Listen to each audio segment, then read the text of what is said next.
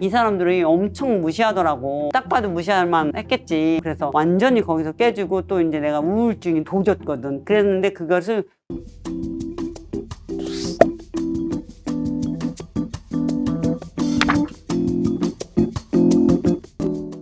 여러분 주변에서 무례하게 나를 괴롭히는 사람들 있으신가요? 또는 어처구니 없는 이유로 나를 불편하게 만드는 사람들이 있었나요? 그런 사람들을 깔끔하게 받아치는 방법을 알려드리겠습니다. 앞으로 여러분 앞에서 찍소리도 하지 못하게 될 것입니다. 더 이상 마음의 상처를 입지 않고 무례한 상대를 차단하는 방법인데요. 이 방법은 1700년 전에도 활용했던 처세술입니다. 삼국지의 제갈량을 통해 배워보겠습니다. 제갈량이 누군데? 제갈량이 누구냐면 삼국지의 3대 인물 중 한 명이 유비인데 제갈량이 유비의 신하거든. 제갈량 덕분에 유비가 천하의 3분의 1을 차지할 수 있었잖아. 정말 똑똑한 책사로 유명한 사람이 바로 제갈량이야. 지금까지 삼국지가 인기 있는 이유 중에 하나도 이 제갈량 덕분이지. 진짜? 왜 싱아 너 이거 잘 모르겠어? 궁금해? 그럼 리틀 켈리가 말해줄 거야. 내가 봤을 때 제갈량의 진가가 잘 보여진 건 적벽대전이라고 생각이 들어. 당시 황제의 힘까지 등에 업은 조조를 상대하기란 여간 쉬운 게 아니지. 특히 조조에게 패배하고 있었던 유비와 제갈량 입장에서는 도무지 이겨낼 방법이 보이지 않았어. 하늘에서 내린 기회가 있으면 모를까? 아무리 삼국지 브레인이라고 불리던 제갈량도 방법이 없었지. 그런데 기회는 반드시 있다고 할까? 조조에 대해 걱정하고 있었던 나라가 하나 더 있었어. 바로 손권의 오나라였어. 손권 아래에는 노숙이라는 사람이 있었는데 형양이라는 땅을 자기네 나라 땅으로 만들고 싶어 했어. 이 노숙이라는 사람은 주구장창 새로운 왕조 설립을 주장했던 사람이야. 새로운 왕조 수립엔 형양만한 땅이 없다고 생각하고 있었지. 근데 문제는 그 땅을 조조가 가지고 있네? 땅을 뺏어야 새로운 왕조를 설립할 수 있으니까 얼른 조조를 격파해야겠다고 생각하고 있었어. 근데 조조랑 1대1로 붙어버리기에는 예상되는 피해가 막심했어. 조조랑 같이 싸울 동맹이 되어줄 수 있는 사람이 필요했어. 그때 노숙은 유비를 떠올려. 맞아. 그래서 노숙이 유비의 신하인 똑똑이 제갈량을 데려와 힘을 합치려고 했지. 그런데 손권 신하들은 사실 어떻게 대응할지에 대해 두 가지 반응이었어. 제갈량과 노숙은 조조랑 싸우자. 손권의 또 다른 신하 무리였던 장소라는 사람의 무리들은 조조와 사이좋게 지내자. 노숙은 내부인이잖아. 근데 제갈량은 다른 나라 사람이니까 손권의 내부 신하인 장소 무리들이 엄청 안 이꾸어했겠지. 그래서 장소 무리들이 제갈량을 굉장히 헐뜯었어. 나무에서 원숭이를 떨어뜨리려면 가지를 흔들어라. 이 전략을 썼지. 나무만 흔들지 말고 나무에 달린 가지들까지 흔들라는 거야. 쉽게 말하면 제갈량 당사자만 공격하는 게 아니라 그 주변 사람까지 잡아서 공격하는 거야. 거의 제갈량 미세 죽이기였어.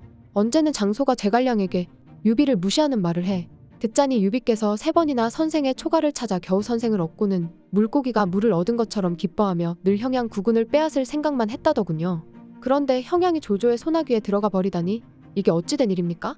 그니까 삼고초려에서 제갈량 모셔와서 조조 이기려고 했는데 너네 못 이겼네? 하고 비웃었다는 거지. 그런데 제갈량은 감정적으로 절대 대응하지 않았어. 형양 구군을 취하는 일이야 손바닥 뒤집기보다 쉬운 일입니다. 다만 나의 주공 유해주께서는 이 일을 몸소 행하는 분이시라 차마 같은 유씨의 땅을 빼앗지 못하신 것입니다. 그 결과 유종이 형주를 도적 조조에게 바친 것이지요. 그러나 이 또한 대수로운 일이 아닙니다. 조조 이기는 거 너무 쉬운데 예의 있고 의리 있는 사람이라 그냥 안 뺏은 거야. 라고 자신의 군주를 커버를 쳐준 거지. 와, 켈리는 살면서 장소 무리 같은 사람들 몇 명이나 만나봤어? 그냥 이유 없이 헐뜯거나 그냥 내가 싫다는 식으로 헐뜯는 사람 만나봤어? 어떻게 해결했어?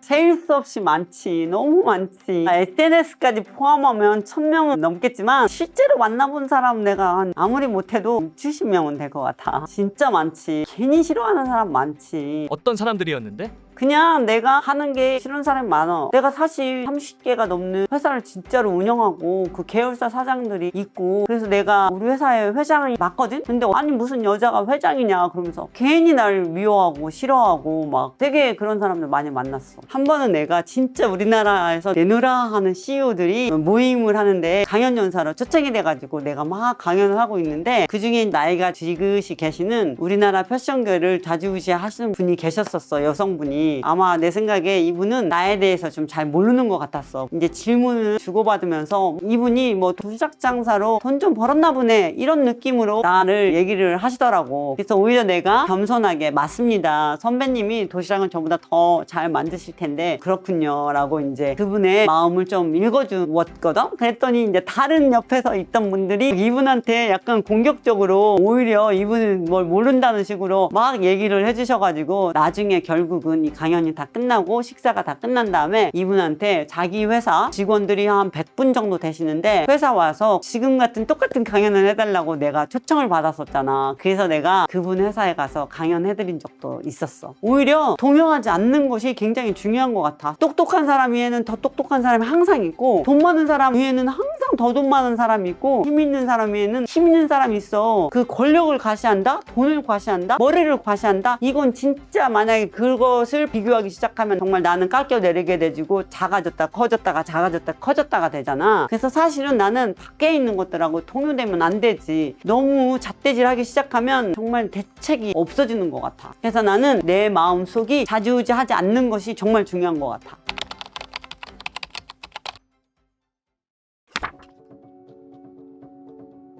장소 무리 이외에도 수많은 사람이 제갈량에게 의문을 제기하고 제갈량에게 도전했어. 바로 손권의 오른팔 주유였어. 주유는 정말 똑똑하고 외모도 잘생기고 정말 현명한 사람이었어. 명문가 가문이기도 했어. 항상 신중해서 만약을 대비해서 미래를 준비하는 사람이었지. 그런데 조조가 손권을 치려고 내려오고 있다는 소식을 들은 거야. 그래서 주유는 늦은 밤을 달려서 손권이 있는 곳으로 향해. 잠깐, 주유는 그러면 조조랑 싸우자 측이었어요? 아니면 항복하자는 측이었어요? 주유는 엄청 똑똑한 사람이라서 자신의 본심을 외부인에게 절대 드러내지 않았어. 같은 나라 사람인 노숙에게는 조조랑 싸우자라고 솔직하게 말하면서도 외부인인 제갈량에게는 항복하자고 뻥치지. 결론은 그냥 제갈량을 경계해서 상황마다 다 다르게 말한 거야. 어쩔 때는 같은 나라 사람인 다른 사람에게도 항복하자라고 뻥을 치면서까지 제갈량을 혼란스럽게 했지. 근데 주유의 죽은 손권은 제갈량을 계속 곁에 남겨두고 싶어 해서 주유도 자기 마음대로 쫓아낼 수 없었어. 그래서 제갈량을 이렇게 혼란시키는 전략을 써서 제갈량을 소외시켜서 제갈량 스스로가 오나라를 떠나게 만들려는 속셈이었던 거야. 맞아. 하지만 제갈량이 또 누구야? 눈치백단이잖아? 주유가 자기한테 진심을 안 보인다는 걸 알았어. 켈리는 본능적으로 자신의 본심을 숨기는 사람 본 적 있어? 있지. 당연히 알지. 그리고 본심을 숨기는 사람 너무 많지. 나도 사실은 누구한테 다가가서 본심을 숨겨본 적이 사실은 있지. 제갈량은 확실한 한 방이 필요했어. 바로 주유가 심리적으로 분노하게끔 만드는 거야. 왜 그러냐? 사람은 분노하면 감정에 대한 경계가 허물어지고 본심을 말하거든. 주유가 가장 사랑하고 아끼는 사람을 화제로 돌려. 주유의 아내가 소교라는 사람이었는데 당시 소교가 굉장히 미인이었다고 해. 그래서 제갈량이 주유의 평정심을 흔들기 위해서 거짓말을 치지. 손책의 아내 대교와 주유의 아내 소교를 조조에게 줘버리면 모든 일이 잘 풀릴 것입니다. 주유 당신도 전쟁을 안 원하잖아요? 라고 말해버리지. 뭐? 조조와의 화친을 위해서 자기 아내를 다른 남자에게 보내버린다고 하면 욕할 수도 있는데 주유도 보통 사람이 아니야. 제갈량이 자신에게 거짓말을 했을 수도 있다고 의심해. 그래서 근거를 말해보라고 했지. 그러자 제갈량은 그 자리에서 흔들림 없이 조조의 셋째 아들이 지은 시를 읊어. 그 시 내용에서는 조조가 주유의 부인, 소교에 대해 흠모하는 감정이 잘 녹아져 있었다는 거지. 그 시를 듣고 나서 주유는 조조 이놈이 진짜 내 아내를 좋아하는구나 이렇게 생각해. 그래서 대뜸 화를 내기 시작해. 주유의 본심이 나오기 시작한 거야. 나는 조조 이놈이랑 같은 태양 아래 못 살겠소. 조조를 격파해야겠소. 제갈량 선생께서 나를 도와주시겠소? 옳거니. 제갈량이 본심을 이렇게 파악해버리지. 그러고 나서 손권이 가장 신임하고 있던 주유가 조조랑 싸워야 한다고 손권을 직접 설득해? 결국 손권은 설득되었고 조조랑 전쟁하겠다라고 선포하지. 삼국지 역사에 기록될 만한 삼국지 3대 전쟁, 적벽대전이 시작된 거야. 이야 기가 막히는구만. 켈리, 제갈량처럼 사람의 본심을 꿰뚫어보는 방법이 있어? 진짜 본심을 감춰갖고 내가 몇 년 동안 고생했던 적이 있어. 우리 회사가 영국 시장을 장악하려고 영국의 제일 큰 슈퍼에 노크를 했지. 그래서 그 슈퍼의 전략가들을 만나게 됐어. 근데 프랑스 대기업 상대할 때랑 영국 대기업 상대할 때 이게 확연히 이 차이가 나거든. 예를 들어서 프랑스의 대기업들은 우리나라랑 느낌이 살짝 비슷해. 이 사람들이 좀 크고 그래서 뭐 본심을 감출 필요가 없어. 굉장히 솔직하게 다 말하고 말하지. 아, 우리 슈퍼는 너희 같은 사람이 필요 없어. 너희 아니라도 우리는 물건 잘 팔고 우리가 알아서 잘하고 있으니까 너희는 필요 없어. 이렇게 말을 해서 왜 우리가 너희 같은 사람한테 필요한지에 대해서 정말 그것을 잘 연구해 갖고 갔기 때문에 오히려 설득하기가 쉬웠는데, 영국에 들어갈 때는 정말 힘들었어. 이 사람들이 본심을 감추는 데는 선수야. 난 처음에는 몰랐거든. 내가 이 사람들 때문에 진짜 한 3, 4년 동안 고생을 했어. 영국에 딱 이제 슈퍼에 간다고 대기업에 연락을 해서 이제 프레젠테이션 딱 했는데, 오, 너무 원더풀하고 판타스틱하고 너무 좋다는 거야. 사실 이게 본심이 아니었어. 그때 난 이게 본심인 줄 알고, 아, 프랑스랑 반대구나. 이 사람들은 우리를 되게 좋아하는구나. 당장 내일 계약하겠다.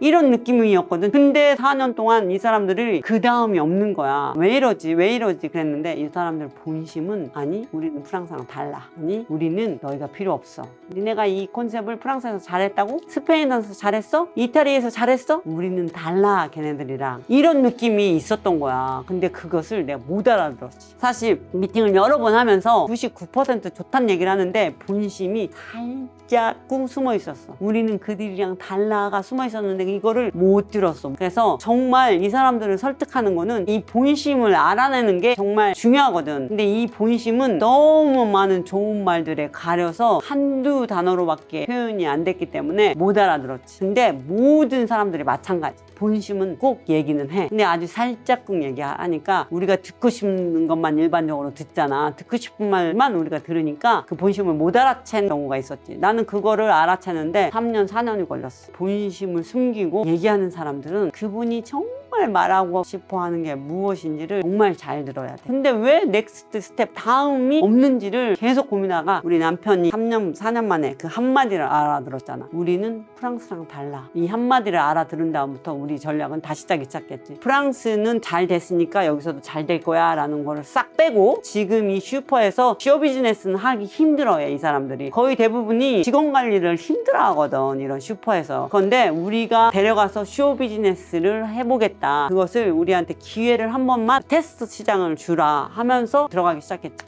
그 경험 이후로 켈리는 그러면 어떻게 진심을 알아내려고 노력해? 그러니까 아까 말한 것처럼 단어에 집중하지 말고 그 사람이 본심이 뭔지를 자꾸 들으려고 노력하는 거지. 예를 들어서 제품을 팔려고 할 때 그 직원들이, 아, 켈리야, 이 제품은 안 팔려. 왜 안 팔리는데? 하고 직원들이 하는 얘기를 다 들어보면 이 직원들이 이 물건을 안 팔고 싶어 하는 게 보이더라고. 이 물건은 사실은 안 좋아. 이 물건은 사실은 작아. 말이 포함이 되어 있더라고. 예를 들어서 우리가 매장을 분양하는 일들을 하는 직원들이 있었는데, 이 직원들이 이러는 거야. 켈리야, 이 물건은 안 팔려. 왜 안 팔려? 매출이 너무 작아서. 매출이 얼만데? 연간 한 4억에서 5억 정도 해. 다른 매장들은 연간 10억에서 뭐 30억 정도를 매출을 할 수 있는 분석이 끝난 매장인데, 이 매장은 연간 4억, 5억 정도의 매출을 할 수 있는 분석을 우리가 했어. 그러면 이 직원이 이미 머릿속에 이 매장은 작다라는 게 들어있는 거야. 그래서 이 매장을 팔기가 좀 어렵겠는데 라고 이미 이 직원은 분석이 끝났었나 봐. 그래서 내가 그 직원을 분석을 한 다음에 내가 다른 가맹점주들을 만나서 매장을 팔아봤지. 근데 너무너무 쉽게 잘 팔리는 거야. 그러니까 매장을 하겠다는 사람들 되게 많은 거야. 왜냐면 내 머릿속에 사실 연간 4억, 5억 정도 하는 매출이면 일반 식당에 비해서 나쁘지 않거든. 오히려 많은 매출이거든. 근데 우리 매장 대비 이게 작으니까 이 친구는 작다라는 게 있었기 때문에 그 단어가 포함이 돼 있더라고. 이 사람이 비교를 한 거지. 근데 사람들은 다 이렇다? 누구나 다 그런 것 같아. 대부분이 다 자기가 한 긴 내용 중에 1%만 포함이 돼 있더라고. 본심은 항상 포함이 돼 있단 말이야. 포함이 안 돼 있을 수가 없어. 나는 어쨌든 그 사람들을 자세하게 얘기 듣고 그 사람들의 언어나 그 사람들의 행동, 또는 그 사람들이 왜 이런 얘기를 하지? 왜? 세 번만 붙이면 이 사람의 본심이 나는 보이더라고. 우선 사람을 잘 관찰하다 보면 본심이 보인다는 거죠? 맞아. 나는 그렇게 제갈량처럼 전략적인 사람이 못 돼. 그래서 막 전략적으로 본심을 알아려고 하지는 못했는데, 지금 이제 슈퍼 같은 데는 조금 전략적으로 하고 있지. 그래서 그 사람들을 본심을 끄집어내게 하기 위해서 다양한 방법으로 그 사람들이 예스인지 논지 할 수 있도록 피드백을 좀 잘 주고 잘 받는 그런 테크닉은 되게 많이 늘었지. 그래서 우리가 그 어렵다는 전 세계의 14개국의 대기업들이랑 그 그 나라의 협력업체로 최초로 들어가서 일하게 된 것들이 대부분이야. 그 나라 또는 그 업체에 단 한 번도 우리 같은 사람이랑 함께 뭐를 했던 적이 없는 업체들을 45부스하고 함께 지금 일을 하고 있거든. 왜냐하면 그때 진짜 영국에서 배웠던 정말 불편했던 그 4년이 나한테 엄청 공부가 돼가지고 슈퍼를 이잡듯이 공부를 하게 됐지. 그러면 켈리가 사람을 채용할 때도 그래? 그 사람의 본심을 알아내는 방법이 있어? 슈퍼 다음으로 내가 연구를 했던 게 있지. 우리 회사의 직원들은 정말 너무 멋있는 사람들, 정말 따뜻하고 스킬도 있고 그 다음에 이런 마음까지 있는 전략적인 사람 또는 정말 다 갖춘 사람을 나는 뽑고 싶었는데, 예를 들어서 우리 회사가 이제 직원을 면접을 볼 때 말이야, 나는 면접을 볼 때 항상 마지막에 면접을 봐. 내 바로 전에는 면접을 보통 최소가 7명에서 10명이 보는데, 내가 파리에서 이제 근무를 하고 있을 때 영국 직원을 뽑는다고 쳐봐. 그러면은 영국에 여러 명이 이 사람을 면접을 봐서 통과가 됐기 때문에 이제 다음 스텝으로 파리를 와. 파리에 있는 사무실에서 아침부터 시작해서 저녁까지 미팅을 하는 거지. 그리고 내가 마지막에 들어가. 근데 우리는 정말 이 질문지가 7명이 본다 그러면 질문지에 이미 나누어져 있단 말이야. 어떤 것들을 질문하는지 꼭 이 사람 면접이 다 끝나면 7명이 함께 모여서 어떤 걸 질문했었는데 어떻게 답하더라, 이런 것들을 우리가 다 주고받거든. 이 시스템을 안 한다고 생각하는지 굉장히 많은 사람들이 이 오다가 중간에 거짓말하는 경우가 꽤 있어. 이러다 들통나는 경우가 꽤 있어. 또 전략적으로 이제 우리가 비행기 티켓을 대서 프랑스까지 여행을 왔단 말이야. 그러니까 아침 9시에 도착했으면 9시에 하나, 10시에 하나, 11시에 한 명, 그리고 12시에 끝났으면 12시부터 2시까지 당신 점심 식사도 하시고 밖에 갔다 오셔요 한다? 그러면은 이 사람이 진짜 우리 회사에 관심 있으면 그러면 이 회사 주변에 있는 우리 식당에 가볼 거란 말이지. 일반적으로는 그래. 2시간 안에 갈 만한 식당에 우리가 이미 전부 다 연락을 해서 이 사람이 왔는지 안 왔는지, 왔는데 어떻게 행동하는지 다 알게 우리는 이미 다 짜여 있거든. 근데 이 사람이 만약에 매장을 안 갔다, 별로 우리한테 관심이 없는 거야. 이런 사람 탈락. 그리고 영국에서부터 여기까지 날라와서 우리 매장을 본 적이 없는 사람이야. 한 번도 본 적이 없는 사람인데, 내가 이 매장을 관리하는 일을 하는데 매장에 안 가본다는 것은 말이 좀 안 된다고 생각을 해. 그리고 이제 매장을 갔는데 이 사람이 딱 가지고 나는 이 회사 CEO 될 사람인데 하면서 거드름을 피우는 사람 있는가 하면, 아니면 조용하게 이것저것 질문을 해서 정말 이 회사에서 일하는 게 불편하지는 않은지, 어떤 점이 개선점이 있다고 생각하는지, 뭐 이런 것들을 질문했을 수가 있지. 그런 것들을 우리가 다 모집을 하거든. 그리고 이제 택시를 타고 공항에 간단 말이야. 그 택시도 이미 다 섭외가 돼 있단 말이야. 섭외가 돼 있어서 어떤 식으로 택시 운전수한테 행동을 하는지, 막 진짜 택시 운전사라고 함부로 하는지, 또 이렇게 여자 운전수라고 깔보는 게 있는지, 아니면 뭐 이렇게 치근댁 떴는지, 뭐 다른 것들로 다 본단 말이야, 인간성을.